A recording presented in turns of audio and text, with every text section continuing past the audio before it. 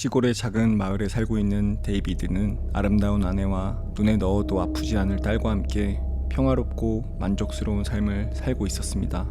여느 주말밤과 같이 데이비드는 평화롭게 가족들과 소파에 누워 영화를 보고 있었는데요. 주방 뒤에 작은 창문이 깨지는 소리를 듣고 놀란 데이비드와 가족은 주방에 강도가 침입한 사실을 알았습니다. 그렇게 그날 밤 데이비드는 사랑하는 아내와 딸을 잃었습니다. 혼자 남은 데이비드는 죄책감과 그리움으로 모든 순간을 괴로워했는데요. 고통을 무감각하게 만들기 위해 밤낮을 술로 지새우며 세월을 보냅니다. 어느 날 데이비드는 술을 사서 집으로 향하던 길에 우연히 다중우주 안에 평행우주의 존재를 찾았다는 뉴스를 듣게 됩니다. 데이비드는 생각하는데요. 평행우주 속 또 다른 내가 있다는 건가?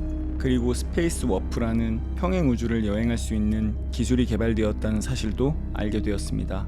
데이비드는 혹시라도 자신의 아내와 딸을 다시 볼 수 있을까 하는 가능성에 희망을 품으며 수단과 방법을 가리지 않고 스페이스 워프 장치를 찾기로 결심합니다.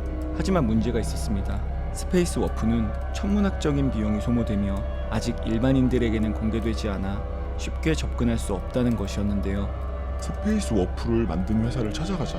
몰래 장치를 가동하면 되는 거 아니야? 데이비드는 어차피 고향 행성을 떠날 계획을 갖고 있었기 때문에 범죄에 대한 두려움은 없었습니다. 그렇게 회사에 침입하여 개발자를 협박하게 되는데요. 그 장치는 지금 불안정합니다. 잘못 가동하면 큰일 날 수 있어요. 개발자의 경고에도 불구하고 데이비드는 다시 가족을 만날 수 있다는 사실에 눈이 멀어 당장 가동하지 않으면 머리에 총알을 박히게 해주지. 라고 하며 협박을 합니다. 결국 데이비드는 스페이스 워프를 가동하여 평행지구로 이동하는 데 성공하게 됩니다. 새로운 지구에서 다시 자신의 가족을 만날 수 있다는 벅찬 마음에 데이비드는 오랜 시간을 걸어 집으로 향했는데요. 그리고 그곳에는 정말 자신과 똑같은 내가 존재하는 것을 발견합니다. 데이비드는 최대한 침착하게 상황을 판단합니다. 또 다른 자신을 제거하고 마치 자신이 평행지구 속 원래 데이비드인 것처럼 가족과 살아가기 위한 계획을 세웠는데요. 다른 데이비드가 퇴근하는 길에 맞춰 살해하기로 결심합니다. 데이비드는 또 다른 자신을 살해하고 다시 행복한 가정으로 돌아갔습니다. 모든 것이 완벽하고 행복했습니다. 그리고 시간이 흘러 어느 주말 밤 데이비드는 가족과 함께 TV를 보고 있었는데요. 갑자기 주방 뒤에 창문이 깨지는 소리를 듣게 됩니다. 깜짝 놀란 데이비드와 가족은 주방에 달려갔고 그곳에서 강도를 목격합니다. 데이비드는 엄청난 충격에 휩싸입니다. 아니, 어떻게 이런 일이?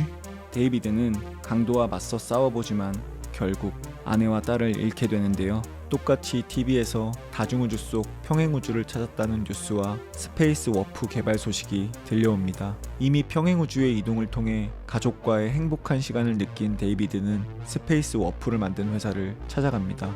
개발자에게 자신이 평행우주에서 왔다고 주장하며 왜 똑같은 일이 반복되는지 설명을 요구하는데요. 개발자는 당황합니다. 당신 시간에 간섭한 건가요? 그게 얼마나 무서운 행동인지 알고 있어요? 다른 시간에 간섭하게 되면 시간축이 꼬이게 됩니다. 그 결과로 당신은 새로운 지구로 온 시점부터 워프를 실행할 시점까지 무한히 반복되는 시간에 갇히게 되어 평생 스페이스 루프로 똑같은 삶을 살아야 한다고요. 데이비드는 모든 것이 당혹스럽고 두려워합니다. 시간이 지나자 스페이스 루프가 자동으로 가동되며 다시 평행지구로 이동하게 됩니다. 그렇게 평생 시간의 루프 속에서 자신이 사랑하는 가족이 반복적으로 죽어가는 모습을 보며 시간은 무한으로 흘러갑니다. 사실 시간은 흐르지 않습니다. 우리는 각 점에서 시간을 바라볼 뿐입니다.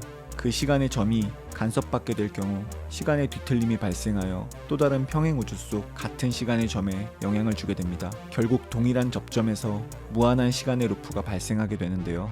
데이비드는 스페이스 워프를 통해 스페이스 루프를 만들었습니다. 이러한 시간의 소용돌이 속에서 데이비드는 평생 살아가게 될 것입니다.